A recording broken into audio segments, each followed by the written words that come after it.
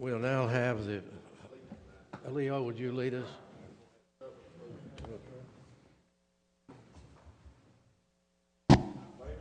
Pledge allegiance to the United States of America and to the republic for which it stands, one nation, under God, indivisible, with liberty and justice for all.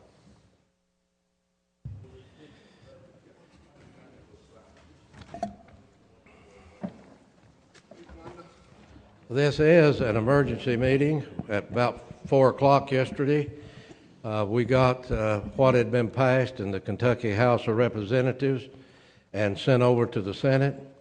Jeannie stayed late yesterday to try to evaluate it some to what the House had acted on. When we got to work this morning and we had a time to evaluate it, we decided to call the magistrates and to comply with the Kentucky statute. We had to talk to 2 magistrates at a time, and every magistrate have been provided a copy of what came out of the House of Representatives.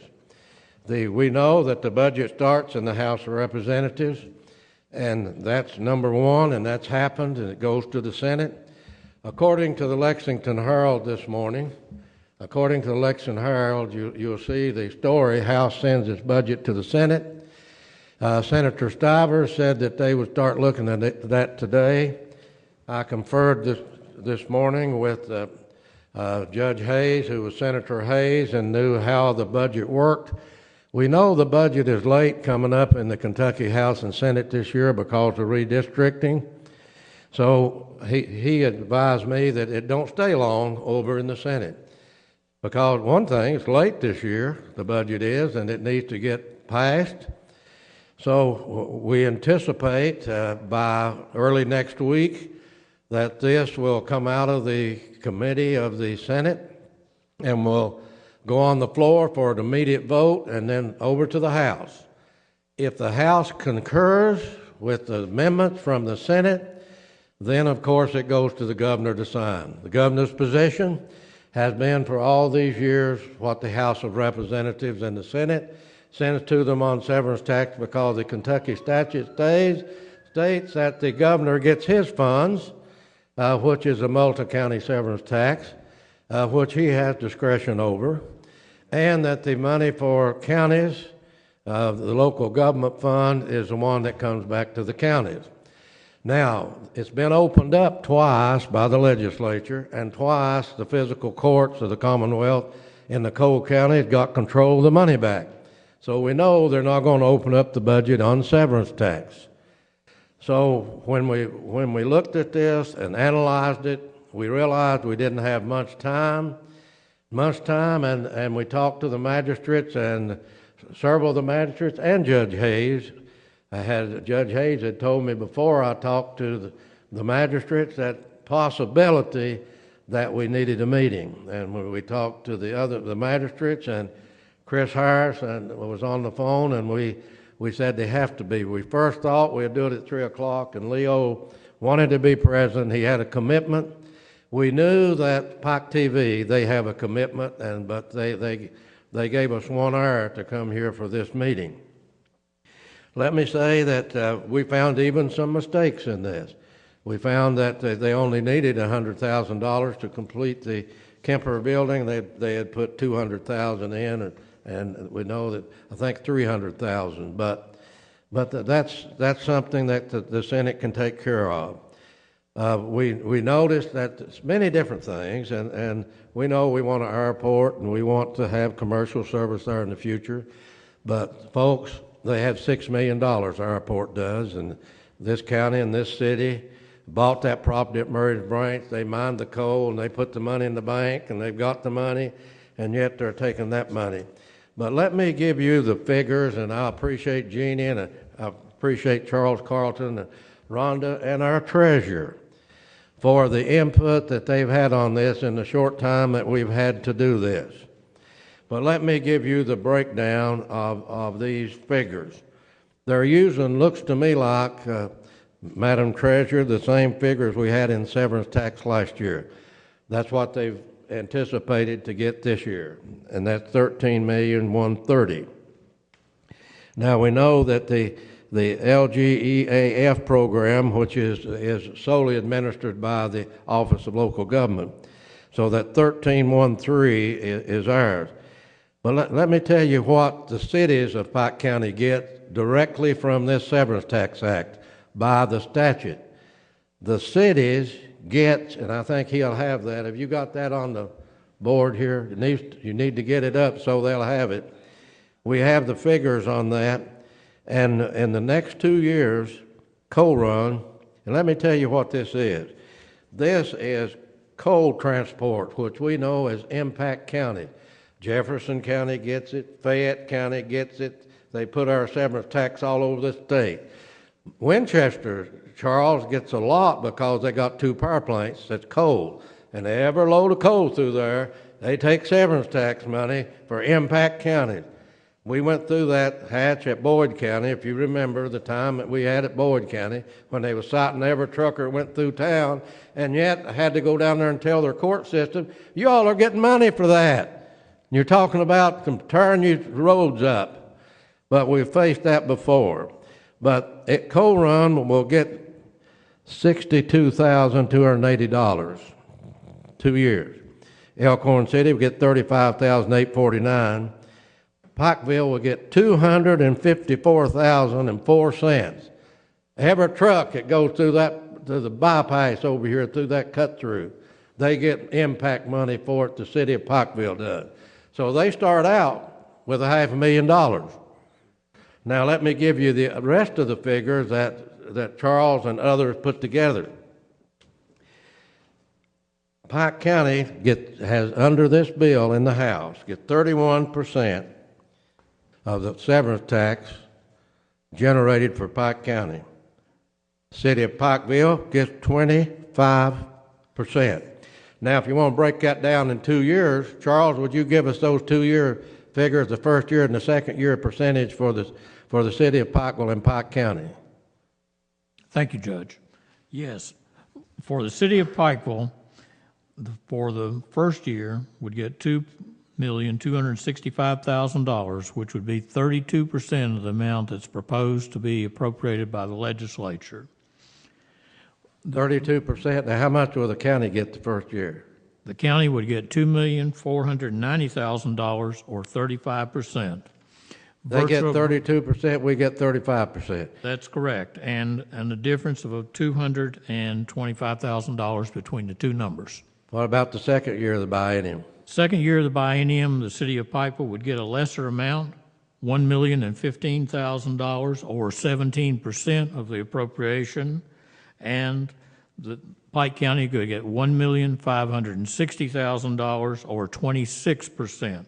But in terms of dollar difference, it's $545,000 difference between the city of Pikeville and Pike County. Let me give you Coal Run. Coal Run gets 3%. Correct. Elkhorn City gets 5%. School Board gets 3%. And Mountain Water 33%. Correct. Is that correct? Okay.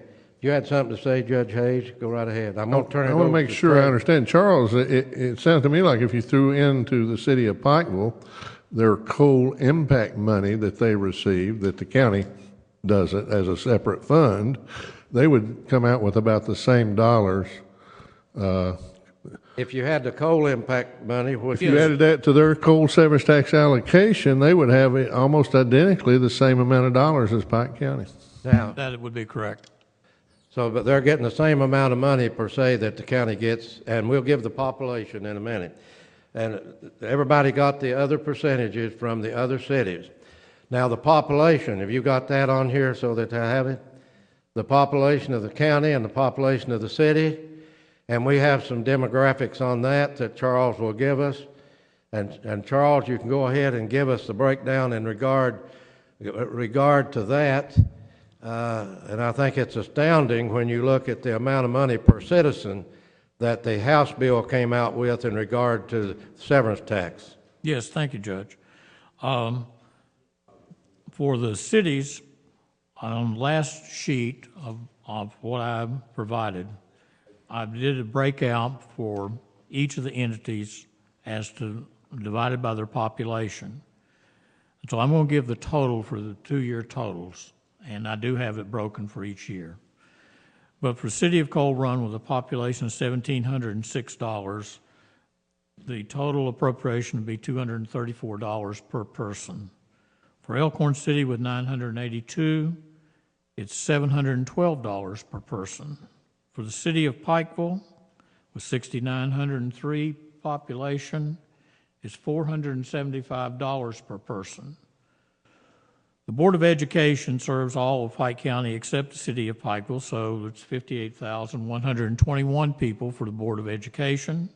That's an average of $6.88 per resident. Mountain Water serves the same, all the areas of Pike County, less the city of Pikeville.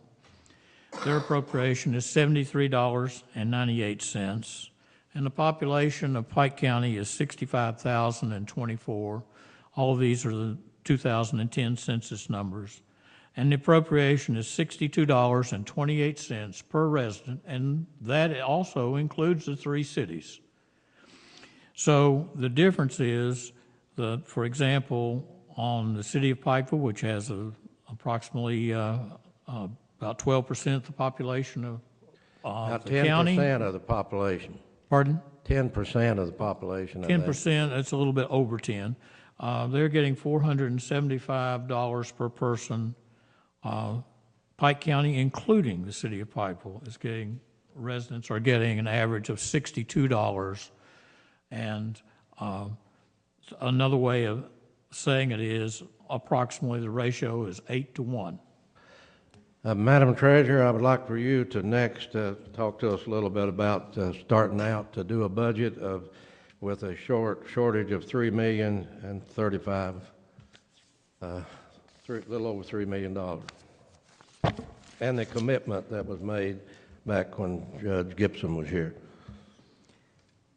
With no funding for the landfill debt service, the last 2 years we've been spending off of about $1.4 million. So next year's budget will need about $700 and some thousand.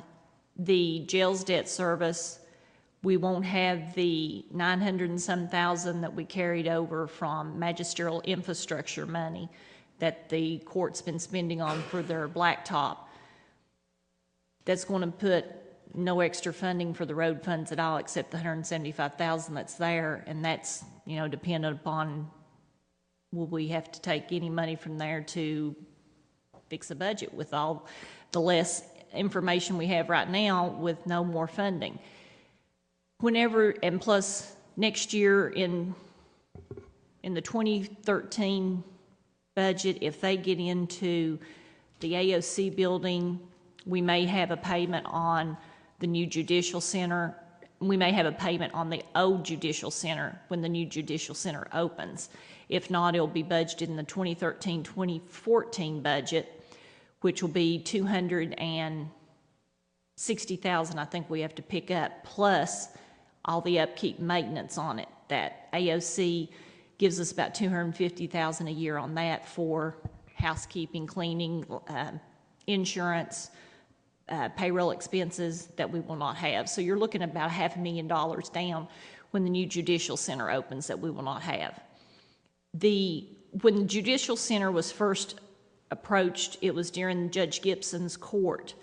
And at that time, Governor Patton was our governor, and he was going to have it, if it had gotten on track when it should have, he was going to provide that the court would have money to pay off the debt service on the old facility and help take care of that to where it didn't harm the fiscal court, because that was an issue that the fiscal court members at that time had as to how are we going to finish paying for it if we get another judicial center. And Governor Patton was supposed to have helped alleviate that pain that we would have had at that point. But as we know, the AOC facility did not get on track until this administration. So we didn't have the governor in there at the time to help us take care of the problem. So that leaves us with about $500,000 we'll have to come up with. And then if it's anything feasible for office space, it's going to have to be renovated, because nothing over there at this point's feasible enough for much office space. So that's where we stand, and the magistrates, we got it as early as we could get it to them this morning. We got them a copy of the budget that passed the House. We got it to them. Some of them hadn't had time to look at it. We tried to give them all the information we could. Bobby Branham, who had been to Frankfurt 3 times with me recently, and Kenneth knows, we run into them down there one day. And we have talked to our representatives and senators. So the reason for us to be in here today is the fact that we are going to have to get a hold of our representatives and senator and advise them of what's going to happen to this county. The services, they're not going to be able to maintain the roads, pick up the garbage in a manner that the people expect if you have to cut the budget, say we're around $3 to $4 million. So that is the situation. That's the reason for us being here today. And I want to start out with District 1 and Magistrate Anderson. You got your copy. You was going to look at it this morning, and you need to make a statement. And as we go to each district, each one of you will have that opportunity. Yeah, Judge, I have had an opportunity to look at the numbers, not as close as I'd like to, but one thing, and I hate to keep rehashing it, but it's very unfortunate that out of the millions and millions of dollars that this county has sent to Frankfurt, that we're having to have this discussion. We've got so much money that's been sent to Frankfurt, and the return on that money has basically been nil when you get right down, when you start crunching the numbers. And the way they've got it broken down, we never, we're so far behind that, we're never going to get caught up. And I think you're the one that mentioned, maybe not last meeting, but meeting before last, that I think you told the governor that if we'd gotten all of our money back through the years, that they could come to us and borrow money. Right. And the UPAC thing, we would have had plenty of money, but the way it is now, we've got everybody, wanting to put their hands in this pot of money, and there's simply not enough. So it's an unfortunate situation, and that we're in, and it's one that we should never have been in. I think the severance tax has been around since 1972, I believe. That's when it started, and then it was later implemented. But hopefully we can implement it when Wendell Ford was in his first term, Judge Hayes, and it was the first regular session. And then we lost all the severance tax when Julian Carls was in. He took it all, and then we got it back when Judge Hayes was senator, and John Murray Brown was governor. But hopefully, between now and the time the legislature gets done, and we've got our budget to worry about, hopefully we can work some things out. Senate and reverse it. Magistrate Johnson, if you got to make sure your mic's on over there, Chick.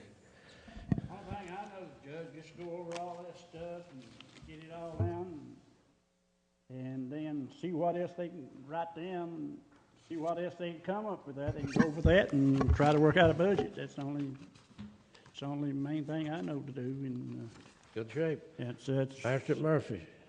Well, Judge, the biggest thing that bothers me is how the proportion that goes out. To me, 11 or 12% does not equal 35 to 50%. I'm all for giving things out equal to everybody and everywhere, but that don't compare to being equal, no way, form, or fashion. Master Robinson. Well, when me and you went there and talked to Ray Jones, he promised us that he would take care of the county, didn't he? Yes, he did.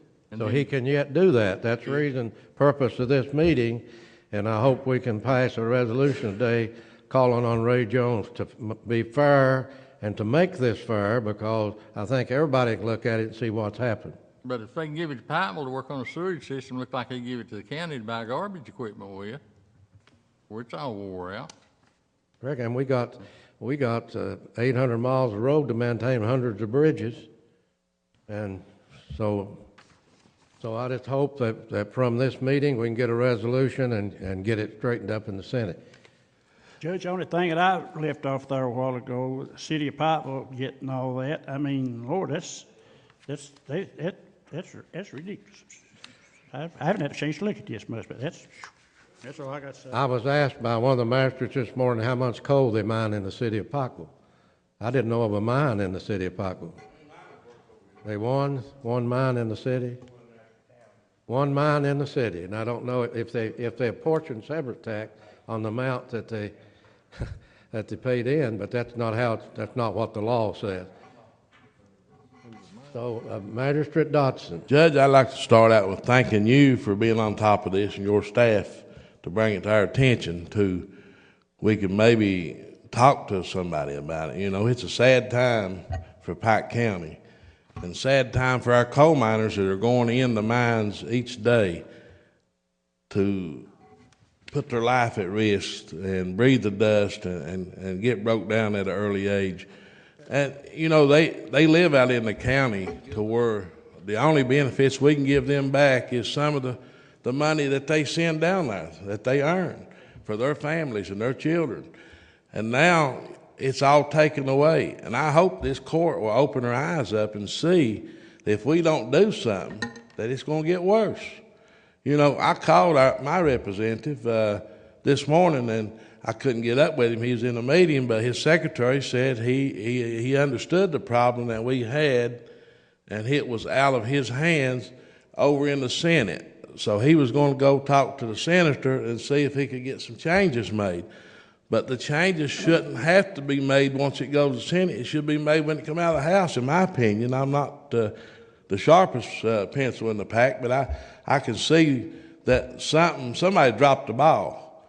And we can't blame Leslie Combs. She's a great representative to get all this money for her city. You know, I'll praise Leslie, and she's a good fighter to get. But she represents the county and also part of Letcher County and part of Harlan. And she represents all of your district up there, Master Johnson. But I also, going on, you know, you look in here where they're sending $500,000 to the Breaks Park in Virginia to open a new swimming pool up. And we've got 3 pools, Chick, in Pike County that wasn't open last year and might not be open this year. I mean, somebody has got to open their eyes up and see what we need here in Pike County. And I think it's time for this court to step up and tell these representatives what we think, instead of giving them the right to go down and do what they want to do and come back and say, I've done all I can do, my hands were tied. If they're tied down there, they need to keep them tied from now on, the way I look at it. If they can't represent the people that they represent and not give us what we asked that the people was asked for, then they need to go back to the drawing board and figure out what's going on. And, you know, I had money in this wish list that you was talking about for our veterans, $15,000 to redo their veterans building, do some work on it. That was taken out, you know, and it's sad when we see this money that's been wasted. In my opinion, I'd like to see them take it all and give it to the people that just had the tornadoes and build them a house back, build them a place to live.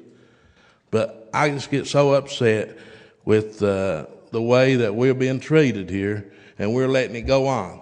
You know, as a court, we need to stand up and say we're tired of it, and we want our part, and we want our share for Pike County citizens. And I appreciate you for bringing it to our attention. Thank you. Magistrate Harris.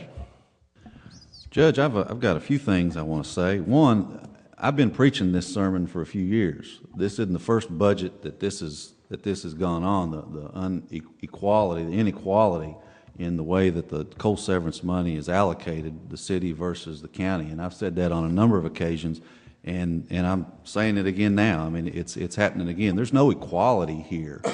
You know, we represent, the city of Pikeville represents roughly 10% of the population of this county. We represent the other 90% plus that 10. And it's our duty. These people are expecting us to stand up and fight for them. And they're expecting that from us, and we owe that to them. And they're not getting a fair shake. And when you look at, you know, if your numbers are right, Mr. Carlson, I haven't checked them, but $475 per person in the city of Pikeville is what their allocation is. And then plus, if you include them in with the county, that puts them over $500 per person. And each person in the county is getting $62 per person. You know, that's just not fair. It's not fair. And to be quite honest, people out in the county need it more. You know, we represent some of the poorest areas in the Commonwealth, Yes, we in the talked this country. morning about what the city's budget was. It's $27 million, plus I understand that their payroll tax is bringing a lot more, doubling the money that they'd projected, and that their other tax on the restaurant bringing more money in. Their budget's about the same size as Pikeville's, if that's correct. We get the potholes and the herniated discs and the black lung and kids dropping out of school early. We get all that out in the county. And then we get the screws put to us by the ones that we think are supposed to be helping us. We elect these people to help us. You know, we've got, one thing about Pike County, we've got the best crooks in the country. We've got the best crooks in the country. You know, when you get caught with your hand in the cookie jar, and then you take that and you get your friends in Frankfurt to change the law to make what you did legal. You know, to me, that's smart. That's smart. We've got some really good crooks in this county. They've run our water district into the ground. And the water district, they get $4.3 million. And I may be looking at that wrong, but I don't see a single new project on there. You know, previously, the Mountain Water District used to get funding from coal severance, but it was always to build a new project, to do the Pond Creek Sewage Project, which has been funded for 4 years and not the first gravel turned on. It was the Blackberry Water Project or the whatever. I mean, new projects. But now they're getting $4.3 million, and most of that money is being used for what? To redo this and to redo that and to upgrade this and to upgrade that. Well, where's all that money going to go? You know, where's that going? And that's this court's responsibility. We created Mountain Water District. We appoint their board of directors. It's our responsibility. They got $4.3 million. That money should be coming to the county, not to the Mountain Water District. The Mountain Water District should be supporting itself, self-supportive, and it always was. You know, I don't remember, we talked a little bit earlier about the Judicial Center, and it's a beautiful building, and I'm glad that it's being built, but I don't remember going to Frankfurt and demanding a new Judicial Center, okay? This is something that our legislators wanted, and That's before they we came got and, here. You wasn't here when that was back in Judge Gibson's. right. That's when it started. But if that's going to be an unfunded mandate on the county that we have to pick up these bonds. You know, we have to pick up $260,000 a year plus the upkeep of the new building. I mean, it's a great project. I'm glad we're doing it.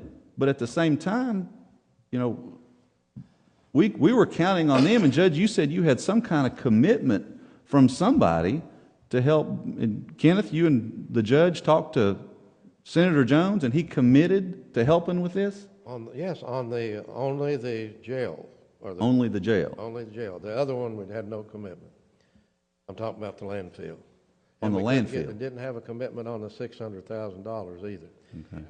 But the purpose of this meeting is to try to, I hope we can pass a resolution, Magistrate Harris, so that we can give it to our three legislators and try to get some understanding and try to get them to understand. We sent them a copy of the DVD and the PowerPoint where the commissioners and directors told the needs of this county, and where that our budget director had give the presentation of where we stand when we start the next budget. But that's nil now, because you've got this money not appropriated, and you start out in bad shape, over $3 million in the hole. Probably more than that when the treasurer's talking about the $500,000. Well, resolutions are all fine and good. They're really not, there's no force and effect behind a resolution. But people need to know. They need to know what's going on. They need to understand what the score is. And I appreciate, too, I appreciate you having this meeting, and I appreciate you having your staff put these numbers together, because people need to know. They need to know what's going on. These same insiders keep getting the same money flowing right back through. I mean, just follow the money. You can see what the problem in Pike County is. Just follow the money. That's all I've got to say, Judge. Okay. Do we want to get a resolution asking our legislators to straighten it up? You think that'd do any good? We have the press here. We have Pike TV. This, I'm sure that it will be run many times. We have 26,000 and some homes in Pike County that has Pike TV in their living room. So we can get the word out, Magistrate Harris, and I'm sure the paper will cooperate. If this is not news, they haven't had any in a while. So I think this is news. And I think, Brandon, it's up to you. You had the other papers didn't show, and I know we gave them short notice, but it's up to you to get to the, if nothing else, if you'll get the head of the paper at Williamson and the head of the paper at the Medical Leader, I'll be glad to talk to both of those and tell them how important this is. Judge Hayes, you're next. Judge, I think one of the important reasons for having this emergency meeting was to get this word out, as Magistrate Harris has said, to the people of Pike County, so that the people of Pike County can appreciate the severity of the situation, the inequity at work in this severance tax allocation vis-a-vis the city of Pikeville, and so that the people of Pike County could exercise that constitutional right of freedom of speech and contact their legislators in Frankfort and express their concern and their dissatisfaction. There is so much at work that is unfair. It's just unfair to think that. And I'm all for the breaks, Judge. I'm 1,000% for the breaks, but I'm for the people of Pike County first. And why should we have 3 good pools spread around this county for our people to use and put $500,000 in Virginia? That is so inequitable, I can't begin to express it. And I could go on and on, Judge, but we need the people of Pike County to contact Senator Ray Jones, to contact Representative Combs, Leslie Combs, and to contact Representative W. Keith Hall. Now, they may say, well, it's already passed the House. What good would it do to contact them? The Senate will surely make changes, and this will then go back to the House. The House will either concur, and if they're unable to confer, it'll go to conference committee. And if the conference committee cannot agree, the procedure is that it can go to a free conference committee, 3 people generally designated by the House, 3 designated by the Senate, and they can sit down and rewrite the whole thing. And so it's important to contact all of our representatives, and we need to know how to tell the people, Judge, to get a hold of these folks. We know, and their numbers are here on the computer.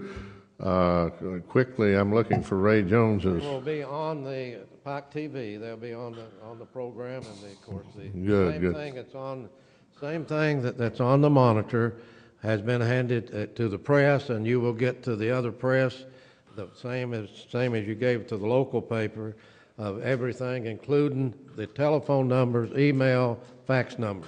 Well, it's like voting. If you don't vote, you got what you get, and you deserve what you get. But if you're unhappy with this situation, and all Pike Countyans should be, and you don't express that concern and that unhappiness, downright indignation that I feel on this court, and rightly so, then we have nobody to blame but ourselves.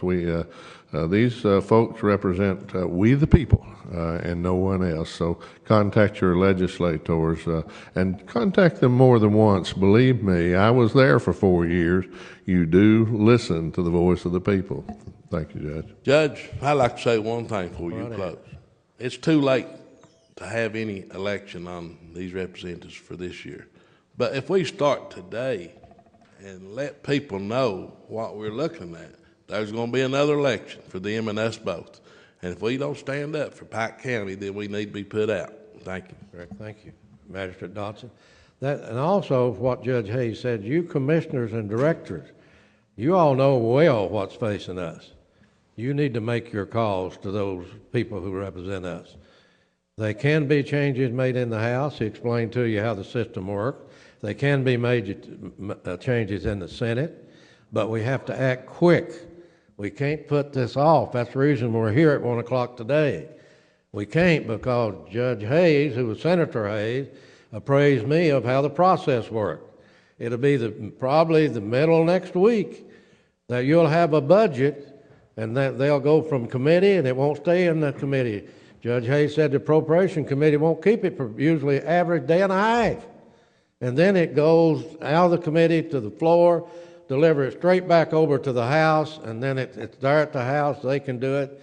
So we do have a little bit of time, but they're a very short window. That's the reason we rushed in here today. Now, do we want a resolution or not? Yeah. Okay. We need to have a resolution, and Mr. County Attorney, we can,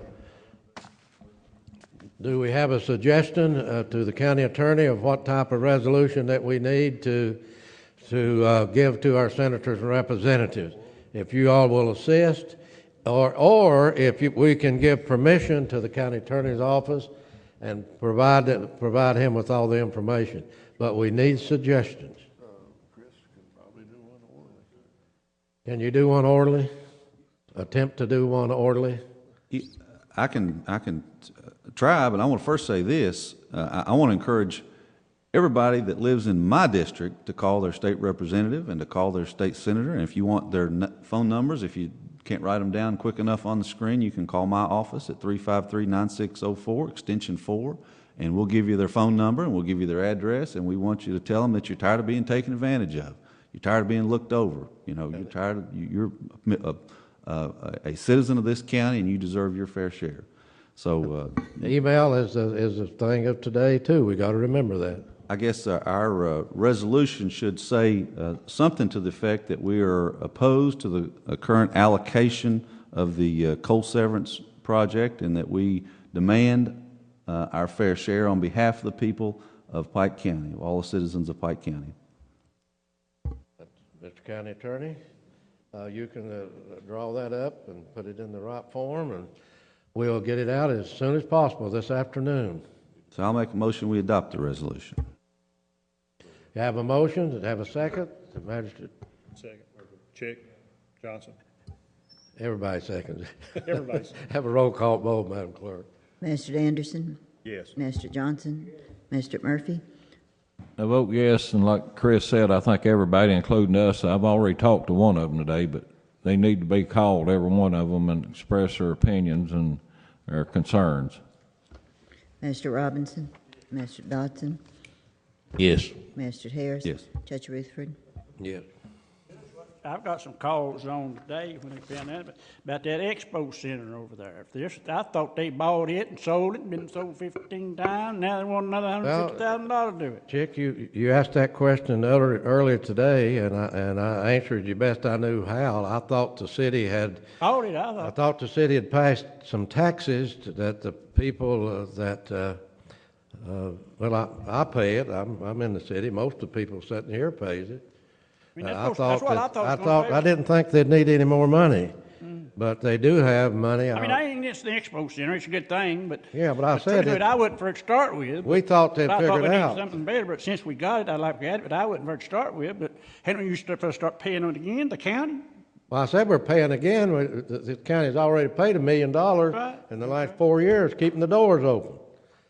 And now the city said they had solved all the problems. They put taxes on, and they was going to make it solvent. It's going to be a great thing for the city, and it will be. As Magistrate Johnson said, it's a good thing. But I'm like, when he asked me that question this morning, I too thought it was over and was totally surprised that it would come out of the House of Representatives with money in it again for the Eastern Kentucky Expedition Center. I was surprised, same as these magistrates are surprised. Up in the office this morning, we was reading this federal. Said, Chick, I thought this was over with about the expo center. Said they got in here now. They want another $150,000 for it. I said, Lord of mercy. Thank you, Magistrate Johnson. Just before we go, you know, the city one day, I don't know if I'll see it or you see it, but we won't have a county government. It'll be a city-run government for the entire county, and they won't need you or the magistrates because, you know, the hub is that what it's all don't work about. in the rural counties, and we know that. Well, I don't blame the city. I think the I city, don't they're going to take every penny they can get. I blame the ones that's giving it to them and letting it happen. right. So let's hope that this meeting is helpful to the people of this county and that it can be fair and equal. And Bobby, they had a question or two for you, but we can get you with them as soon as we end in regard to our meeting with the senator, and we'll proceed from here. And we'll ask a motion to adjourn since we have a commitment to Magistrate Murphy and a commitment to Pike TV. We have a motion, have a second, have a roll call vote, please. Mr. Anderson. Yes. Mr. Johnson. Yes. Mr. Murphy. Yes. Mr. Robinson. Mr. Dodson. Yes. Mr. Harris. Judge Rutherford. Yeah.